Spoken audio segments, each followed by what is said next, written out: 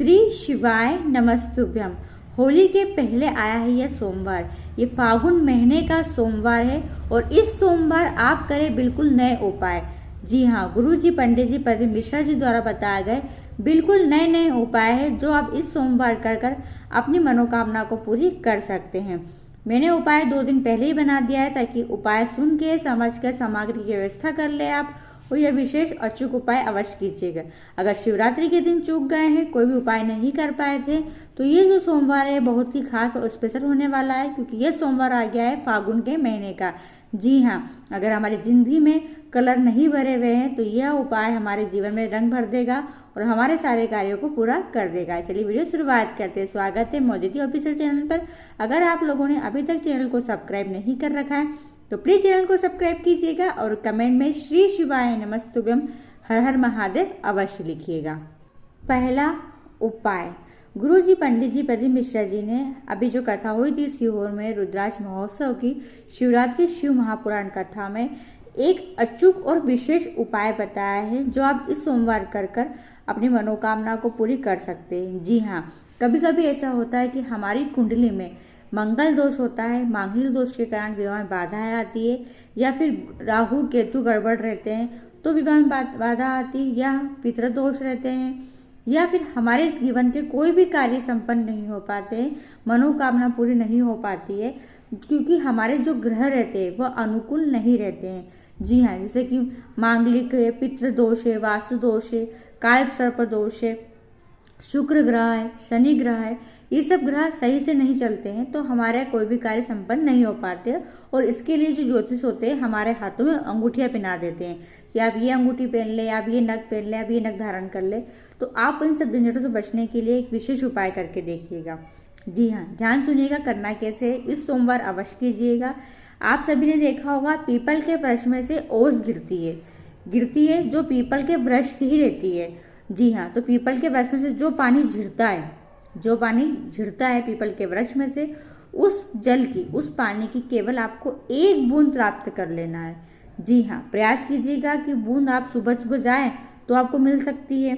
जैसे जो बूंद गिर जाती है तो उसका जम जाता है ओस जैसा, तो वो बूंद आप 1 बूंद ले लीजिएगा, एक उंगली में ले लीजिएगा, और उस वृक्ष के आसपास जो भी शिवालय हो वहाँ उस जल की 1 बूंद को लेकर मात्र उंगली में लगा लीजिएगा, जितना भी आ सके आपकी उंगली में जल ले लीजिएगा। और शिवालय पहुंचकर, जी हाँ, शिवालय पहुंचकर जहाँ से जल बह जाता है नीचे की ओर गिरता है, जी हाँ, और इस मोटे स्थान पर बीच में यहाँ पर आपको 1 बिंदी उंगली लगा देना है और अपनी मनोकामना को बोल देना है।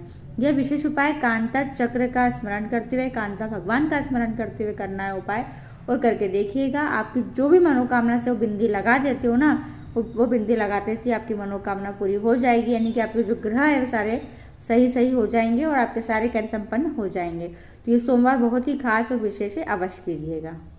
दूसरा उपाय, यह उपाय विशेष महिलाओं के लिए है। जी हाँ, और ये जो उपाय आपको करना है वो माता रानी के चक्र का स्मरण करते हुए करना है। जी हाँ, ये एकदम नया उपाय है जो गुरुजी ने हाल ही की कथा में बताया था कि जो माता रानी के हाथ में चक्र रहता है उसका चक्र का जो नाम है वह मृत्यु मंजरी चक्र का नाम है। क्या नाम है? मृत्यु मंजरी चक्र। और अगर आपको ये समस्या है, कौन सी समस्या है? जी हाँ, देखिए, रजस्वला धर्म सही से नहीं आता है, अगर आता है तो कंटिन्यू चलता रहता है, बंद नहीं होता है, या फिर पेट में कहीं गांठ हो गई है, गांठ पड़ जाती है, रजस्वला धर्म के अंतर्गत बच्चादानी में गांठ पड़ जाती है, तो ये सब परेशानियों से महिलाएं अगर फेस कर रही है तो उस महिलाओं के लिए यह विशेष उपाय है जो आप इस सोमवार के दिन कर सकते हैं। आपको मात्र लेना है 1 फूल, और वो फूल होना चाहिए घंटी वाला फूल, गूगल का फूल भी कहा जाता है जिसे। कैसा होता है आप वीडियो में देख सकते हैं। इस फूल को गूगल का फूल भी कहा जाता है और हम लोग इसे घंटी वाला फूल कहते हैं, जो लाल रंग का होता है, जिसमें बीच में एक घंटी लगी रहती है। इस फूल को लेकर आपको जाना है शिवालय, ठीक है, और शिवालय पहुंचकर आपको इस फूल को माता रानी के हस्तकमल पर समर्पित करना है। अब माता रानी का हस्तकमल कहाँ रहता है? जहाँ शिवलिंग रखी रहती है उसे माँ पार्वती का हस्तकमल कहते हैं। यहाँ पर उस फूल को समर्पित कर दीजिएगा। जो घंटी का भाग होगा वो माता महादेव की ओर होगा, ठीक है। समर्पित कर दिया है। मृत्यु मंजरी चक्र का नाम लेकर उस फूल को प्राप्त कर लो। ठीक है। प्राप्त करके उस फूल को शिवालय से बाहर निकलकर, चौखट से बाहर निकलकर चबा चबा कर खा लो, और अगर वहाँ नहीं खा सको तो घर लाकर चबा चबा कर उस फूल को खा लो। जी हाँ, करके देखिएगा। जो भी समस्या है, जिस समय पेट दर्द बहुत होता हो या कंटिन्यू ब्लीडिंग होती हो, तो उसके लिए आपके लिए बहुत फलदायक है। एक बार करके अवश्य देखिएगा। तीसरा उपाय, यह उपाय एकदम नया उपाय है। गुरुजी ने कहा है, जैसे अगर आपकी कोई प्रॉपर्टी है, कोई प्लॉट पड़ा हुआ है और हम सोच रहे हैं कि यहाँ पर हम मकान बना लें, पर हम मकान नहीं बना पा रहे हैं, ठीक है। या हमारी कोई दुकान खाली पड़ी हुई है, हमारे घर में कोई जगह पड़ी हुई है जहाँ हम सोच रहे हैं कि ये वाला धंधा, ये वाला बिजनेस हम यहाँ पर शुरू कर ले, पर शुरू नहीं कर पा रहे हैं। यहाँ पे दुकान डाल ले पर दुकान नहीं डाल पा रहे, या फिर कोई ऐसा कार्य आपका जो अटका पड़ा हुआ है, अधूरा पड़ा हुआ है, अटका पड़ा हुआ है, या कोई प्रॉपर्टी हम बेचना चाह रहे हैं वो नहीं बिक पा रही है, तो ऐसी अगर समस्या आपके सामने है तो आप यह विशेष उपाय करके देखिएगा। और उस स्थान पर जाके करना है। इसमें यह विशेष है कि जहाँ जो स्थान पर आपको चाह रहे हैं ना कि यहाँ पर हमारा कार्य वाला कार्य हो जाए, तो उस स्थान पर जाकर आपको इस उपाय को करना है। क्या करेंगे देखिए, आपको लेना है एक बेलपत्री, ठीक है, एक बेलपत्री, एक जनेऊ, जनेऊ सफ़ेद कलर का होता है, एक सफ़ेद फूल। इन तीनों को लेकर अपने सीधे हाथ की हथेली पर रख लो और उस जगह पर जाकर खड़े हो जाओ, ठीक है। फिर आदिश महादेव, नाम ध्यान रखना, आदिश महादेव का स्मरण करते हुए और दिल की जो भी मनोकामना है, मनोकामना को बोलते हुए बेलपत्री को, जनेऊ को और फूल को, सफ़ेद फूल को, इन तीनों को आदिश महादेव का स्मरण करते हुए शिवलिंग के ऊपर समर्पित कर दो। इस उपाय को कोई भी व्यक्ति कर सकता है और किसी भी समय कर सकते हो। जब उस स्थान पर पहुंच जाओ तब यह उपाय आप कर लो, लेकिन महादेव आदेश दे देंगे और आपका वो कार्य हो ही जाएगा। और यह विशेष उपाय तो आप किसी भी अटके हुए कार्य के लिए भी कर सकते हो। कोई कार्य आपका काफ़ी समय से अटक रहा है ना, जैसे आप चाह रहे हो कि नौकरी लग जाए, नहीं लग पा रही है, या आप सोच रहे हो हमारा विवाह हो जाए, विवाह नहीं हो पा रहा है, तो आपका कोई कार्य अटका पड़ा हुआ है ना, तो महादेव आदेश दे देंगे कि आपका ये कार्य हो जाए। तो आदिश महादेव का नाम लेकर आप यह एक बेलपत्री, जनेऊ और सफ़ेद फूल का उपाय कर सकते हो। और ये सोमवार, फागुन महीने का सोमवार है, तो इस सोमवार को यह उपाय आप अवश्य कीजिएगा। चौथा उपाय, यह उपाय आपको घर पर ही करना है।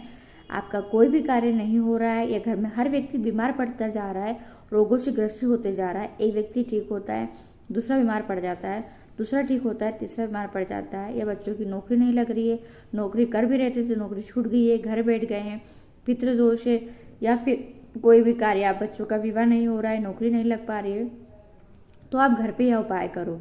गुरुजी ने कहा था मात्र 15 दिन लगेंगे और आपका वो कार्य सफल हो जाएगा, सक्सेस हो जाएगा। देखिए, आप महादेव की रोज आरती करते हैं, कुछ लोग सुबह करते हैं, कुछ लोग शाम को करते हैं, पर बाबा की आरती तो करते ही करते हैं ना बाबा की आरती। जी हाँ, तो एक नियम बना ले कि हम सुबह आरती करेंगे कि शाम को आरती करेंगे। जैसे कि आप सुबह आरती कर रहे हो तो बाबा की पूरी आरती कर लो, आरती उतार लो, आरती को ठंडी कर दो। उसके बाद उस दीपक को जमीन पे मत रखो, यानी कि मंदिर में, आपके घर के मंदिर में मत रखो। उस दीपक को आरती करते समय, आरती पूरी हो जाए उसी समय उस दीपक को अपने घर के मटके के पास ले जाकर रख दो। लंबी बाती, गोल बाती, जिस बाती का दीपक बनाकर आप बाबा की आरती करते हो, आप करो आरती और उस दीपक को मटके के पास ले जाकर रख दो। ऐसा आप नियम बना लो। जी हाँ, पर ध्यान रखो, जैसे एक व्यक्ति, जिस व्यक्ति ने नियम बनाया है ना, वो व्यक्ति करे तो बहुत अच्छी बात है कि आज मैंने नियम बना लिया, ये मम्मी ने नियम बना लिया, ये भाई ने नियम बना लिया। जिसने भी नियम बना लिया वह नियम से करे और मात्र 15 दिन तक करे। फिर देखना सारे दोष दूर होंगे, घर में खुशियाँ आएगी, घर में कहते सहनाई बज उठेगी, यानी जो भी कार्य आप सोच रहे होने का वो कार्य आपका हो ही जाएगा। तो ये विशेष सोमवार के दिन अवश्य, यानी सोमवार के दिन शुरुआत कर लीजिएगा, सोमवार के दिन करके देखिएगा। इस वीडियो का आखिरी और अंतिम उपाय और बहुत खास उपाय है, ये संतान प्राप्ति का उपाय है। जिन लोगों की उम्र बढ़ती जा रही है, 40 साल 45 साल हो गए हैं और संतान प्राप्ति के लिए सफ़ेद आंकड़े की जड़ वाला उपाय भी कर लिया है, पर फिर भी संतान की प्राप्ति नहीं हो रही है, तो गुरुजी ने अभी हाल ही जो कथा हुई थी उस कथा में यह विशेष उपाय बताया है। और गुरुजी का सच्चे दिल से करिएगा, यकीन मानिएगा आपको संतान की प्राप्ति होगी। पर इस उपाय में पति और पत्नी दोनों को साथ में मंदिर जाना है, शिवालय जाना है। करेंगे क्या, देखिए, आपको लेना है 7 बेलपत्री, ठीक है। एक थाली के अंदर 7 बेलपत्री आप रख लीजिएगा, ठीक है, जैसा आपको वीडियो में दिख रहा है। 7 बेलपत्री के ऊपर एक एक कटोरी या एक एक प्लेट रख लीजिए। रख लिया आपने। फिर आपको क्या करना है, 7 अलग अलग नदियों का जल लेना है। गंगा, यमुना, नर्मदा, सरस्वती, जो भी नदी का जल आपको मिल सकता है, अलग अलग नदियों का जल आपको इकट्ठा कर लेना है। ठीक है, करके फिर आप इस जल को लेकर महादेव के शिवालय जाओ। ठीक है, शिवालय पहुंचकर आपको महादेव का कोई सा भी नाम 108 बार उच्चारण कर लेना है। श्री शिवाय नमस्तुभ्य मंत्र सभी को आता है आजकल। इस मंत्र का उच्चारण पहले 108 बार आप कर लीजिए। करने के बाद अपना नाम और गोत्र बोले और फिर इस उपाय को करना शुरुआत करें। एक बेलपत्री उठाए और एक कटोरी का जल उठाए। बेलपत्री शिवलिंग के ऊपर समर्पित करें। डंडी का भाग जहाँ से जल बह के जाता है उस दिशा में करें। ठीक है, और जो जल लेकर गए हैं कटोरी में, उस जल को समर्पित कर दे। ध्यान रखें, जल जहाँ से बहकर जाता है वहां पर एक पात्र अवश्य लगा दे और किसी व्यक्ति को बोल दे कि मैं उपाय कर रही हूँ, बीच में कोई जल मत चढ़ाइएगा।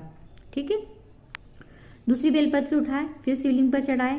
डंडी का भाग जहाँ से जल बह के जाता है उस दिशा में कीजिएगा और श्री शिवाय नमस्तुभ्यम बोलकर जल समर्पित कर दे। ऐसे 6 नदियों का जल 6 बेलपत्री समर्पित कर दे, सेम वैसे जैसे कर रहे हैं। 7वीं बेलपत्री और 7वां कटोरी का जल आप क्या करें, बेलपत्री 7वीं चढ़ाएंगे, डंडी का भाग अपनी ओर करना और 7वीं कटोरी का जल उसी शिवलिंग के ऊपर, उसी बेलपत्री के ऊपर समर्पित कर दीजिएगा। फिर आपको जल जो आपने जो इकट्ठा कर लिया है पात्र में, उस झले हुए जल को पति और पत्नी दोनों को साथ में बैठकर नंदीश्वर के पास बैठकर जल का पूरा आचमन कर लेना है। किसी और को जल नहीं देना है। पति और पत्नी दोनों को नंदीश्वर के पास बैठकर उस जल को पी लेना है, आचमन कर लेना है और जोली पसार के प्रणाम करें और संतान प्राप्ति की प्रार्थना करें। ये विशेष संतान प्राप्ति का उपाय इस सोमवार करके अवश्य देखिएगा। ये कोई विशेष उपाय है जो एकदम नए और अचूक उपाय थे जो आप इस सोमवार को कर सकते हैं। प्रयास किए मैंने आपको उपाय अच्छे समझाने के। फिर भी कुछ पूछना हो तो आप कमेंट करके पूछ सकते हैं। वीडियो पसंद आए तो प्लीज़ और लोगों तक शेयर कीजिएगा। श्री शिवाय नमस्तुभ्यम। हर हर महादेव।